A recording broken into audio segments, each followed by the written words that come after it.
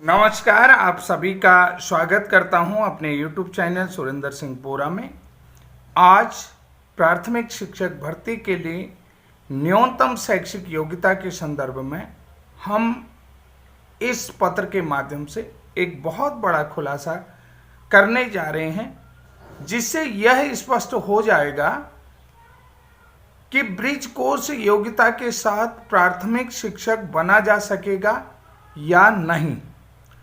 Supreme court का फैसला किस तरीके से जबरदस्ती इसके बीच में लाया जा रहा है, जबकि एनसीटी द्वारा ब्रिज कोर्स प्रशिक्षण को सशर्त मान्यता प्रदान की गई थी। कल मैंने अपने वीडियो के माध्यम से भी कहा था कि ब्रिज कोर्स प्रशिक्षण जो है कि एक न्यूनतम क्वालिफिकेशन है, जिसके लिए जो है एनसीटी और एमएचआरडी के डायरेक्शन पर सशर्त जो है कि उसे मान्यता प्रदान की गई थी कि किस तरीके से ब्रिज कोर्स प्रशिक्षण को लेकर के आगे जो है कि प्राथमिक शिक्षक भर्ती को लेकर के इस बीएड को कंटिन्यू किया जा सकता है या नहीं किया जा सकता। ये सारा हम आज वीडियो के माध्यम इसको लेकर के देश के सभी राज्यों के ब्रिज कोर्स प्रशिक्षितों को भी सजग होना होगा, अपने अधिकारों के लिए लड़ना होगा। आइए बात करते हैं इस पत्र का। ये पत्र जो है कि ये केंद्रीय विद्यालय के एजुकेशन सेक्रेटरी को लिखा गया है, यानी कि कमिश्नर ऑफ केंद्रीय विद्यालय न्यू दिल्ली। तो ये कमिश्नर को लिखा गया है कि टू दी संतोष कुमार माली जी हैं, आईएएस ऑफिसर हैं और कमिश्नर हैं केंद्रीय विद्यालय के। तो ये एमएचआरडी की तरफ से पत्र लिखा जाता है। पत्र का नंबर हम आपको देखते हैं, ऐप 11-15/2017 elementary education 10 PT government of India, ministry of human resource development, department of education and literacy. अब ये यहाँ से जो है कि एमएचआरडी की तरफ से लेटर लिखा जाता है to the Santosh Kumar Mali, IAS, commissioner central या केंद्रीय विद्यालय न्यू दिल्ली। विषय है, अब यहाँ पर जो सब्जेक्ट लिखा गया उस सब्जेक्ट पर थोड़ा सा आपको फोकस करना होगा। और आप पहले जो है ये तस्वीर को ध्यान से देखें, जो मैं आपको ये फोटो डाल रहा हूँ, इस फोटो को बड़े ध्यान से देखें।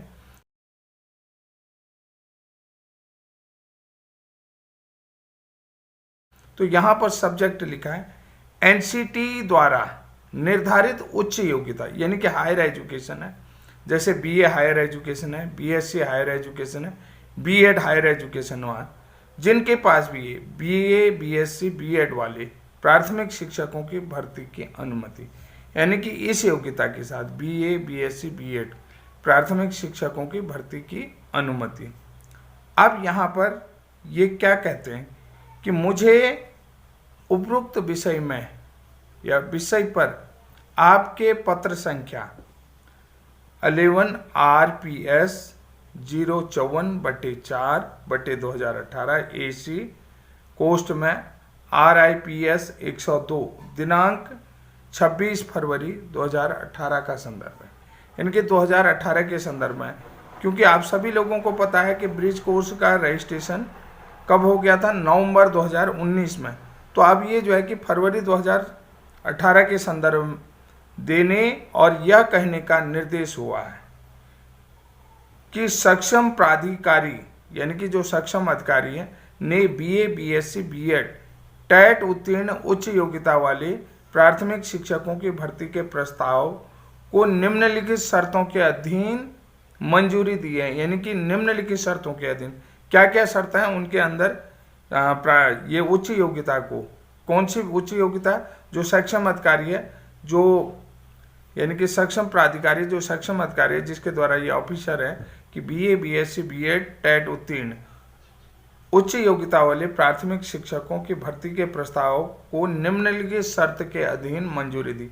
अब यहाँ पर कुछ शर्तें दी गई, उस शर्त के अनुसार आपकी क्वालिफिकेशन होनी चाहिए तो आप प्राइमरी शिक्षक बन सकते हैं।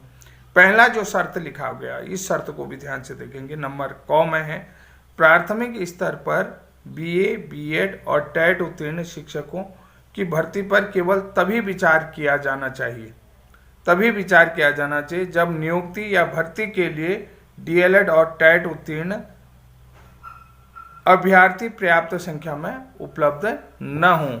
यानी कि यहाँ पर जो है कि जब हमारे पास डीएलएड वाले अभ्यर्थी उपलब्ध न हो। ये कब कह रहा है कि जब ब्रिज कोर्स के रजिस्ट्रेशन हो गए हैं तो ये लोग यानी कि न्यूनतम योग्यता में शामिल हो जाएंगे, कहने का मतलब है। अब दूसरी बात उन लोगों के लिए, अभ्यर्थियों के लिए है कि इसको भी समझना होगा, ऐसी भर्ती नियुक्ति की प्रक्रिया जो 15 सितंबर 2018 तक पूरी कर ली जाए, कि 30 सितंबर 2018 से पूर्व वे लोग इस भर्ती में शामिल होंगे। उस समय का हवाला दे रहे हैं कि 30 सितंबर 2018 से पहले वो लोग शामिल होंगे जिन्होंने ब्रिज कोर्स में अपना रजिस्ट्रेशन पूरा कर लिया हो और जिनका ब्रिज कोर्स प्रशिक्षण 31 मार्च 2019 तक पूरा हो सके। समझ रहे हैं? यहाँ पर ये स्पष्ट लिख दिया कि इस भर्ती प्रक्रिया में वो लोग लिए जा रहे हैं कि जो केंद्रीय विद्यालय में ऐसे लोगों को मान्य किया जा सकता है कि जब भर्ती प्रक्रिया 15 सितंबर 2018 से पहले कि उनको पूर्ण कर लेनी हो, यानी कि वो लोग शामिल हो सकते हैं इसमें जिन लेकिन, और जिनने जो है कि 30 सितंबर 2018 से पहले अपना ब्रिज कोर्स का रजिस्ट्रेशन या पंजीकृत करा सके, जिन्होंने अपना रजिस्ट्रेशन पूरा कर लिया हो 31 मार्च 2019 तक, ये लोग वो लोग हैं। यहाँ पर शर्तें देखिए कि भैया भर्ती जो प्रक्रिया है 30 सितंबर से पहले पूरी होने वाली हो और वो लोग पात्र होंगे जो कि 31 मार्च 2019 तक अपना ब्रिज कोर्स प्रशिक्षण पूरा कर लें और जिनका रजिस्ट्रेशन सितंबर 2018 से पहले हो चुका है, यानी कि सितंबर 2018 के बाद उनका रजिस्ट्रेशन नहीं होगा। अब यहाँ पर एक महत्वपूर्ण शर्त है। देखिए बहुत सारे लोग जो कह रहे थे कि 28 जून 2018 के संदर्भ में कह रहे हैं कि यहाँ पर देखिए 28 जून के संदर्भ में बीएड कभी भी वैलिड नहीं था। मैं आप लोगों को फिर कह रहा हूँ, ब्रिज कोर्स योग्यता के साथ बीएड हमेशा प्राथमिक के लिए वैलिड है। तो यहाँ पर क्या लिखता है कि जो पॉइंट नंबर तीसरा है, आरटीई अधिनियम के तहत न्यूनतम योग्यता प्राप्त करने की अवधि, कि आरटीई अधिनियम के तहत न्यूनतम योग्यता प्राप्त करने की अवधि 31 मार्च 2019 से आगे नहीं बढ़ाई जा सकती है और नहीं बढ़ाई गई है। आज मैं जो वीडियो बना रहा हूँ अब सभी लोगों को पता है, समझ रहे हैं? तो ये अक्टूबर में बना रहा हूँ 2024 में, ठीक है। तो आज आप देख सकते हैं कि 28 अक्टूबर को ये वीडियो बना रहा हूँ। तो यहाँ पर क्या कहता है कि आरटीई अधिनियम के तहत न्यूनतम योग्यता प्राप्त करने की अवधि, यानी कि यहाँ पर सशर्त लगा है 31 मार्च 2019 से आगे नहीं बढ़ाई जा सकती।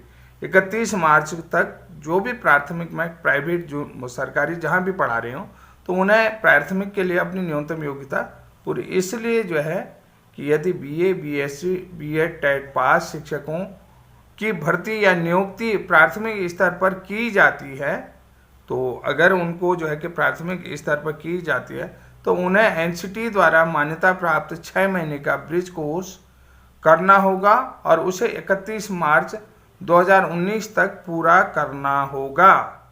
यानी कि 31 मार्च 2019 तक इसे पूरा करना होगा।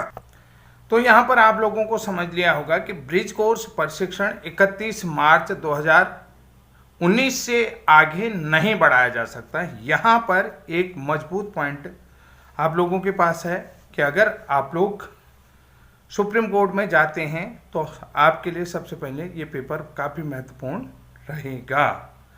तो यानी कि जिसके पास नियुक्ति या भर्ती का अधिकार है वो किसके पास है? एनसीटी के पास। यहाँ पर इन्होंने साफ लिया जिसके पास नियुक्ति या भर्ती का अधिकार हो वही व्यक्ति जिसके पास, तो वो ही इस योग्यता को क्या कर सकता, उसी के द्वारा ये योग्यता बनाई गई है। यानी कि योग्यता जिसके पास नियुक्ति या भर्ती का अधिकार हो उसके द्वारा ये योग्यता बनाई गई है और 6 महीने का ब्रिज कोर्स करना होगा, उसे 31 मार्च तक किसी भी हाल में पूरा करना, उसके बाद उसे आगे नहीं बढ़ाया जा सकता। तो साथियों, जो साथी ब्रिज कोर्स को लेकर के कंफ्यूज थे तो ये स्पष्ट आज इस पत्र के माध्यम से मैंने आप लोगों को बता दिया है, और इस पत्र को भली भांति समझ लें। और बहुत सारे लोग जो हैं कि इसको लेकर के तरह तरह के कमेंट कर रहे हैं, तो निश्चित रूप से मैं समझता हूँ कि यहाँ पर स्टॉप लग जाएगा कि जो भी भर्ती प्रक्रियाएं हैं या जो भी प्राइवेट या सरकारी में, उसके बाद 31 मार्च 2019 से आगे इसको नहीं बढ़ाया जा सकता है, ये स्पष्ट हो गया। तो साथियों, आज का ये वीडियो काफ़ी महत्वपूर्ण था, और आज का वीडियो आप लोगों के लिए भी काफ़ी महत्वपूर्ण होगा। और निश्चित रूप से कि ब्रिज कोर्स को लेकर के आपके मन में क्या विचार चल रहे हैं और क्या आप सोचते हैं, तो निश्चित रूप से कमेंट करें और अपना विचार हमें स्पष्ट रूप से कमेंटों के माध्यम से दें। आज के लिए इतना ही, तब तक के लिए धन्यवाद। जय हिंद, जय उत्तराखंड।